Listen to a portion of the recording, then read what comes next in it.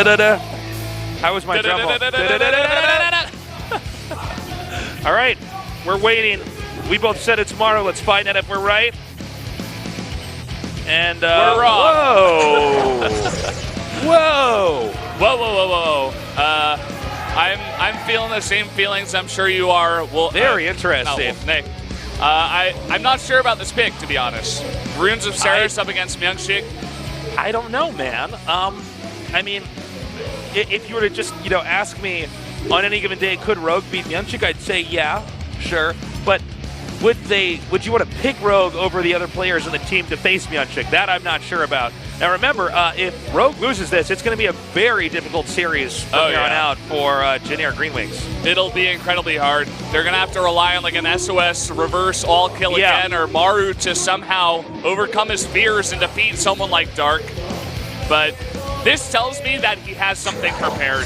I think Rogue's going to come out here and do a very specific build to counter Myungshik. Coming out as the sniper, this is the one situation in the best of 7 all kill where you know the map and the player, and you can counter him, and he doesn't know who he's going to face. That's right. That definitely can give somewhat of an advantage to the losing team, assuming they can pick correctly and their players in good shape. We are now ready to go into game number 2 here. This is SK Telecom against Jin Air Green Wings. Myungshik against Rogue here at the SPL.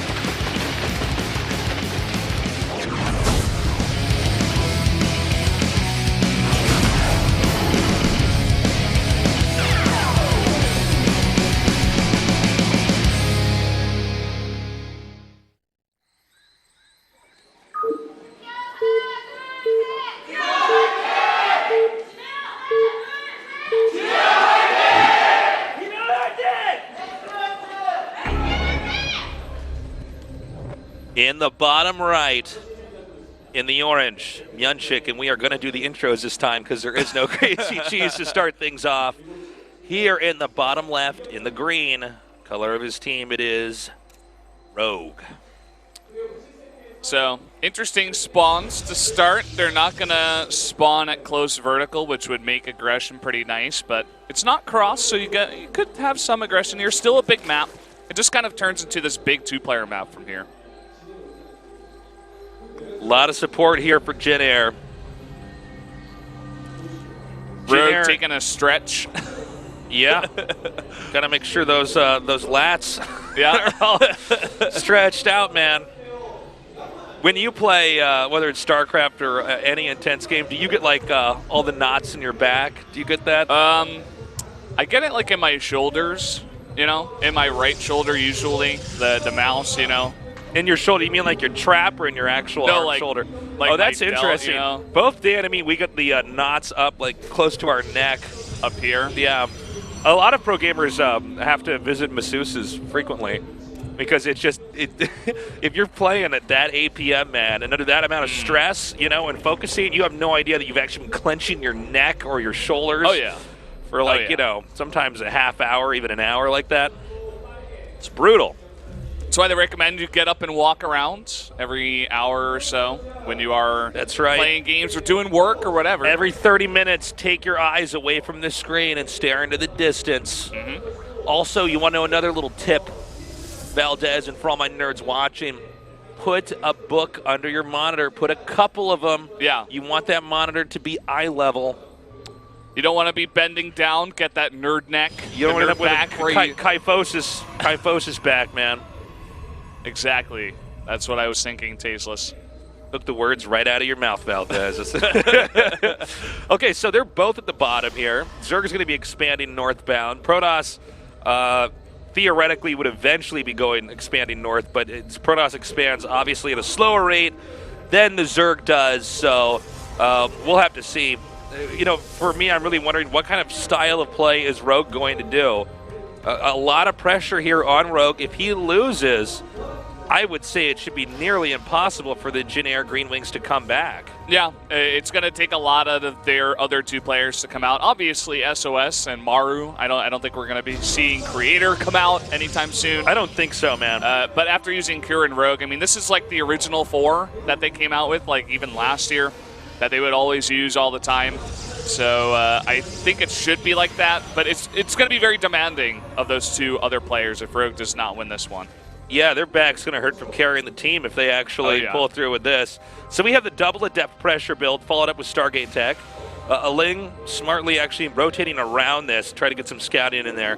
Let's see if he actually commits with this. He may end up just going up into the natural, trying to kill some workers. Although it does appear that Rogue is completely prepared for Adepts. Yeah, even not putting any drones at the third. Looks like one now popping out, but they're going to shade away here, the Adepts. And this Ling even gets in. This is one ambitious Ling. Oh, looks like he barely manages to slow it down in time, but he did see the Stargate. He does have some idea of what's going on. Yeah, that's pretty fantastic. You can get up your spores right in time. You can make a million drones because you know no huge aggression is going to be coming out here anytime soon if they're committing to a lot of Phoenixes. This also appears to be a pretty modest two-gate Stargate build. He actually wants to take an expansion here. He's not trying to set up for some kind of timing because we have seen variations of this where they actually just power on two bases and hope to overwhelm them. Here are some members from our audience here from Finland. Welcome to the studio. Hope you guys are having a great time. And is he actually going to shade those? No, he better not. Okay. Yeah. Got to be careful. Mistake there. Well, you know, it's funny because when we first saw Adepts come into Legacy of the Void, people were so aggressive with him. People were so aggressive with him. And they were better, you know, so it's like, okay, get them in their opponent's face, do that damage, but you definitely see the game evolve over time. That's right. Players begin to use their units a bit more smartly. And, well, let's see. He's got the Phoenixes out here now, starting to harass these drones. And he's staying just out of range here where that Spore would be popping up. We see the Robotech now coming up here. So right now, Myunchik doing a complete reversal of what we saw in Game 1. He wants to play a very standard, solid PvZ. And I like that, too, because this is a very big map. It's a 4-player map. If you go for some kind of cheese, it makes it a lot easier for Rogue to hold off that kind of play. And he knows what kind of shape Rogue is in nowadays, and he must be very confident playing with guys like Dark, playing with guys like Sue every single day. Yeah, that's a really good point. Amount of practice that Myunchik has in macro games against Zerg. Yeah, I mean, Rogue is of games. Exactly, and Rogue is just not on the same level, I would say, as someone like especially nowadays. Especially nowadays, yeah. I mean, there was a period where he was definitely one of the top tier players. But yeah, I think you're right. I mean, Myunchik should be actually quite comfortable in this situation here. Now, we also see it's double Robo now, which has been scouted, by the way. He's sending these Phoenixes back. Rogue is going to be teching up to Lurkers. And I don't know if that's a great idea because of the double Robo. I'm not sure. No Hydra Rain. This is going to be very, very fast Lurkers. Never quite seen a build come out this fast from the Zerg to get this many Lurkers this fast. Yeah, it seems like an eventuality that they will get Lurkers in this matchup, but not at the same rate as we're seeing now here. And I'm wondering if this might just get hard countered here by what Protoss has to offer, you know? Yeah, it seems like Myunchik for now just doing that double Robo pretty standard, getting out those Immortals, getting that very thick Death Ball going for the Protoss. And, ooh, good save. Yeah, still just more gates coming out. Myunchik staying on 3 base. Yeah, and he may wait here. If you look at the way this map's shaped, first of all, important to note is that Rogue actually took the expansion in the center left that's closer to the Protoss. Although not incredibly closer, it's definitely much easier for Myunchik to push that. And I think what he can do is he can force his Zerg army to try to split, and he can either attack the 3rd base or the 4th base, depending on which one he views as more vulnerable. Yeah, we do have the charge coming across here with the Templar Archives almost done. And I wonder when Myunchik is going to decide to attack, because he has scouted the Lurker Den complete. I'm not sure if he knows that this aggression is coming across the map this fast from Rogue. Well, I think he needs to keep some of his army out here. If the Lurkers are going to come up and you're turtled up too fast, they just shave off the entrance point of your base. Now, note, there are no sentries in this army, so it's going to be a head-on, big fight here in the middle of the ground. Now, if you can get a good surround here on those Lurkers, their spines can't do anywhere near as much damage, but he decides to back up. You know, that's one thing about Lurkers is if you can fight them and force their spines to spread out in every direction, you're pretty much going to win every time as long as you have a reasonable army composition. But if your army's bunched together and their lurkers are bunched together and you just hit all those spines, everything dies. Yeah, interesting fight there. Interesting position from Rogue to go and morph those there in the middle of the map. Nice pickup by Myungshik to spot that. And I mean, Rogue's up to 69 drones at this point. He has 4 bases. I think he has all the economy he could want. I wonder when he's going to make that transition into Hive, or if he's just going to stick on this composition for now, especially at these positions. He can definitely continue the pressure and keep Myungshik on 3 bases for a while. Let's go ahead and see how Myungshik does with the Immortals. You're making the Immortals the whole game. It's kind of like when Terran loses all of his medevacs or tanks in some instances, like if you're meching. If he can keep these Immortals alive, he can have a really good engage. The combination of Psystorm and Immortals, no sentries again here. I thought he might have gotten one just for the Guardian Shield, but yeah, I mean, you can do a lot of damage. You can really push out and fight a Zerg head-on. Now, this is not what we're used to seeing traditionally in StarCraft 2 PvZ. We were always used to the idea that Protoss would have to rely on the sentries and try to cut up the Zerg army with force fields and engage a fight. But this is a different style, and I like the way Myungshik's approaching this. I think he's still got a very good shot of winning this game. Also note, he's actually expanding towards the Zerg here, indicating that he is going to, no matter what, eventually do a push here. He's not going to try to turtle this out and outlast the Zerg. Yeah, I think he wants to eventually attack here. As you were saying, get those Immortals out, get your Storm out, and get that fantastic composition. He's going to have +2 and a Warp Prism, and he's definitely moving to go for this. Still no Nexus, and he wants to come in for the attack. And all the Lurkers are on the right. Yeah, he's going to be going around the Lurkers here. And this means that Protoss can keep retreating from the Lurkers and actually go up into the second.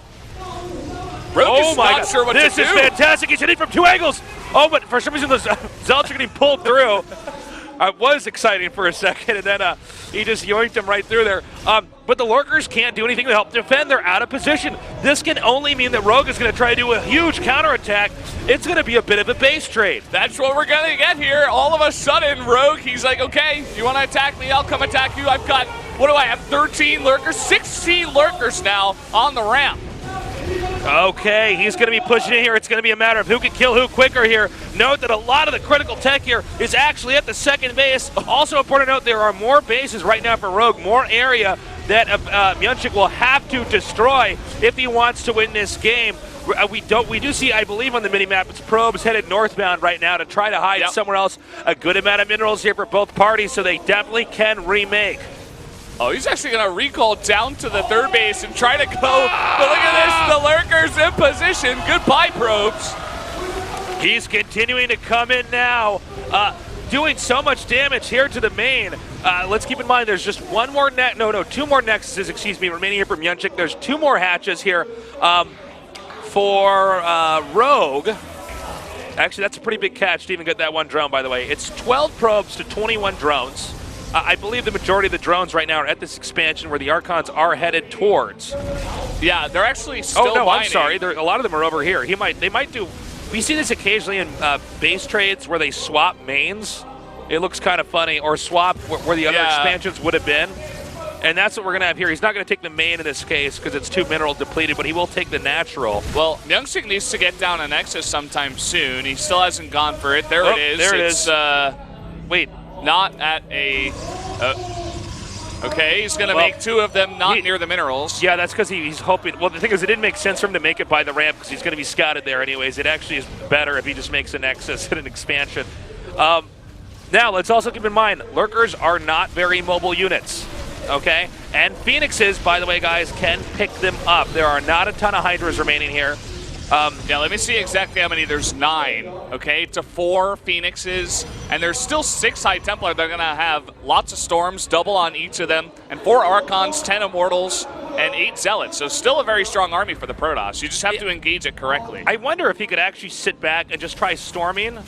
I don't know if Zerg has the opportunity to go around, but it's a little bit scary here for Protoss because he's sending his everything down. And that means if there's a counterattack here, I'm not sure what he can do. There's no Mothership Core, right? Yeah, there's no Mothership Core. Yeah. Okay. Most of the creep has been depleted. That expansion is up and running. 8 drones to 2 probes. That's a pretty big difference. Oh, yeah. He's trying to send a few lings around here to maybe get some of these, the would-be probes of this expansion. But I am a little bit scared here for the Zerg. This push looks pretty scary. I mean, granted, lurkers can hold off armies for days. Storm only costs mana, guys. He's got one Oracle too, which is going to be his only detection, which is very important because you're going to need that to, if you want to attack the lurkers without Storm, you're going to need detection here, and there we go. Okay. Detects the majority of the lurkers. This is so sick. Look at this. He's going to make a Nexus right here, so he can't even lose to a counterattack. That is so smart. Okay, here we go. The Storms are going to push forward. Okay, one big storm there. Now, at the highest level, you ideally want to unburrow your lurkers the moment they're stormed and run out because they'll take just the slightest bit less damage. And it looks like, okay, he does lose one. Every lurker's so precious right now, by the way. Oh, it looks like he's going to go for it. Storms are blanketing down so many lurkers back here. Phoenix is picking up a large number of these lurkers and continue to come forward. And it looks like Myunchik is going to do it. Rogue loses in the base trade. GG. SK Telecom with a 2-0 lead. Myunchik is kicking ass, guys. Myunchik doing it 2 in a row. We were questioning it at first, but now we're not.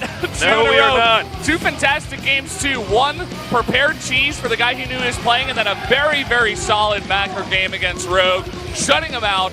And now Jin is only down to 2 players, and it's looking pretty grim. Man, oh man. Myunchik is not stopping anytime soon. I think this means it's time for Jin Air Green Wings to start pulling out the big guns. The big boys got to come out. I think it's got to be either SOS or Maru that's coming out here. Yeah. We do have Orbital Shipyard for Game 3 into Prion Terraces for Game 4. So, I mean, I don't know. Maybe you send out a Protoss here first. You send out SOS for Orbital and Prion. Yeah, I mean, PvP is still a shaky matchup, but SOS is one of the best around. I can't imagine Myunchik gets as good practice against players like SOS. Yeah. Also, Olrena, I feel like would be pretty good for SOS, and Dusk Towers, he's doing quite well against Terrans on that map. So maybe you save him for those 2 last maps. That's going to be Game 6 and 7. Maybe you send out Maru first for I think probably Orbital, Maru. Lurelak. If I had to bet, probably Maru. But that means we're immediately going to have a Zerg pick if Maru wins and beats Myunchik, and that's going to mean that it would then, presumably, if Maru is as bad against Zerg as he says he is, it would then be a 3-1 after the next 2 matches. And then you have either Sue or Dark to play up against SOS, which you're not too uncomfortable with, to be honest, you know. Yeah, really liking SKT's position right now. Using a guy like Myunchik, a guy we don't get to see too often out here. He's only 0-1 for round 1 of Pro League.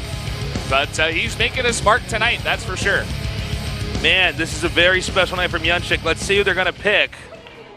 But I believe we're going to have a short interview over here. 분이 함께 해주셨습니다. 가시라는 호칭이 너무도 자연스러운 e스포츠 현장이라면 언제 어디서나 함께 해주시는 국제 e스포츠 연맹의 전병헌 회장님 자리해 주셨습니다. 큰 박수로 환영해 주세요. 안녕하세요. 반갑습니다. Hello, very nice to meet you. 네, 부산 캐스파컵 결승 현장에 작년에 뵙고 정말 오랜만에 인사드리는 것 같은데요. So you were at the 회장님 Casper Cup Finals in Busan last year. e스포츠 팬들에게 먼저 인사 부탁드리겠습니다. 예, 작년 Is there anything you'd like to say to all the people here watching? 프로리그에서 처음 인사를 드리는 것 같습니다. e스포츠 팬 여러분들. It's my first time saying hello in Pro League. Very nice to meet you all. 오늘 이 자리에서는 특별한 또 감회가 새롭게 느껴지는 것 같습니다. 이번에 제가 정치적으로 좀 황당한 일을 당했죠.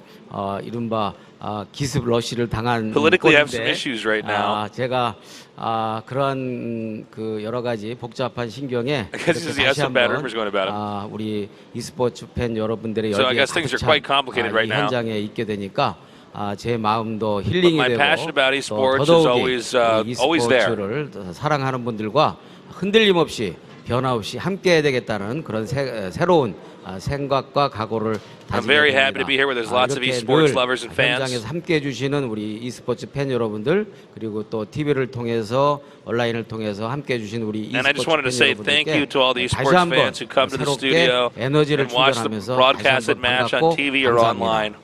네, e스포츠에 대한 회장님의 사랑 저 역시 더욱더 본받아야 될 것 같은데요. 이제 따뜻한 봄바람이 불고 있습니다. 봄바람과 함께 또 다양한 e스포츠 이벤트들 준비되어 있다고 들었어요. 예. 이 자리에서 힌트 요청드려도 될까요? 예, 우선 뭐 제가 캐스파 회장에 취임을 하면서 공약으로 내세웠던 Since I'm the chairman of CASPA, 가족 e스포츠 페스티벌이 5월 달로 예정이 돼 있고요. 또 my goal is to make 5월 esports 달에 something that 예정이 everybody, 되어 있습니다. families included, could 이번 enjoy. 캐스파컵이나 가족 e스포츠 페스티벌은 더 많은 On May, 다양한 which is the 종목을 month of the 통해서 더 family in 풍성하게 준비를 We have a 하고 lot of 있는 events coming 것으로 up. 알고 있습니다.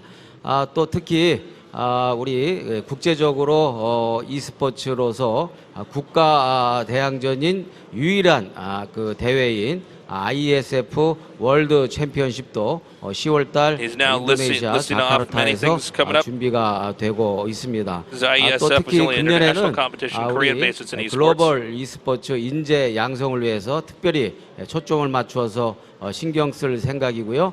그런 차원에서 국제 스포츠 기구들과 보다 더 다양한 그런 협력과 접촉을 유지할 They're cooperating with 생각입니다. all different 그리고 types of 무엇보다도 entities. 네. 우리 e스포츠가 To make 2016년도에는 esports 보다 bigger and bigger, 여가 especially 문화로서 globally, coming from a 대중적인 Korean 기반을 position. 자리 잡도록 한 단계 업그레이드 시키는 노력을 해 나갈 것이라는 말씀을 드리고, 아울러서 또 우리 e스포츠가 더 발전할 수 있도록 프로와 아마추어를 연결하는 보다 We're always gonna do our 생태계를 best to make esports 건강하게 big. 활력 있게 Not only in Korea, 발전시키는 but all over the 좋은 world. 해로 맞이할 수 있도록 우리 협회 임원들과 또 팀들과 또 e스포츠 So I 팬 think this year, 여러분들과 2016 선수 is going to be a 여러분들과 very 힘을 important year 합쳐서 for esports. 이렇게 나가도록 하겠습니다. So for all the 많이 upcoming 지켜봐 events. 주시고 함께 응원과 협력을 당부드립니다. And 네, 벌써부터 올 한 해 e스포츠의 Also, 성장과 please enjoy all 발전이 these 저 events 역시 coming up. 기대되는데요. Definitely check them out. 회장님 마지막으로 멋진 경기 펼쳐줄 진에어와 SKT 선수들에게 응원의 한 말씀 부탁드립니다. 예, 진에어와 SKT 우리 Is there anybody, 팀들은 you prefer today for 저에게는 these 특별한 matches? 인연을 갖고 있는 팀이어서